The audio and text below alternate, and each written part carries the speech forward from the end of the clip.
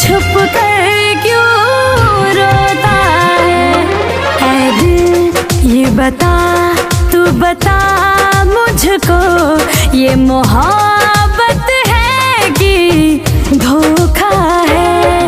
ऐ दिल ये बता, तू बता मुझको, ये मोहब्बत है कि धोखा है।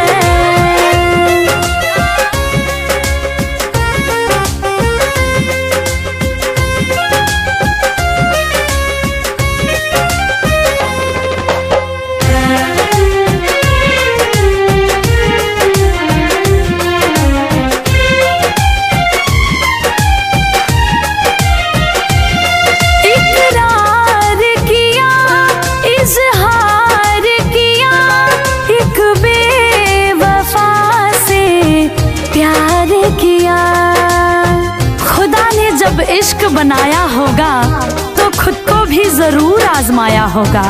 खुदा ने जब इश्क बनाया होगा तो खुद को भी जरूर आजमाया होगा। अरे हमारी और आपकी औकात ही क्या, इस कमबख्त इश्क ने खुदा को भी जरूर रुलाया होगा।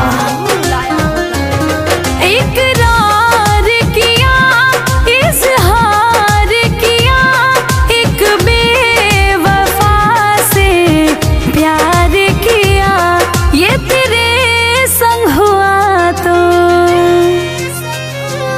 ये तेरे संग हुआ तो नया क्या हुआ, अक्सर दुनिया में होता है। ऐ दिल ये बता, तू बता मुझको, ये मोहब्बत है कि धोखा है।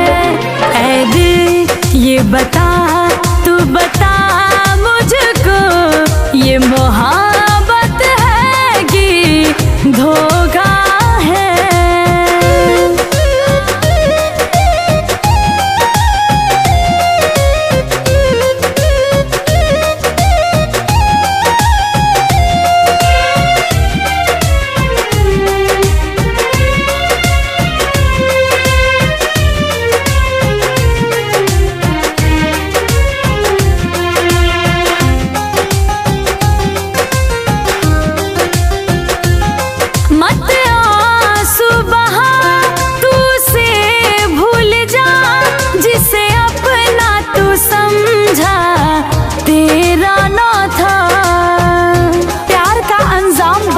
बुरा होता है, प्यार करने वाले जरा गौर से सुने, प्यार का अंजाम बहुत बुरा होता है। प्यार एक जानलेवा उस्तरा होता है। दोस्तों, उस प्यार से उम्मीद ही क्यों रखते हो जिसका पहला अक्षर ही अधूरा होता है, अधूरा होता है।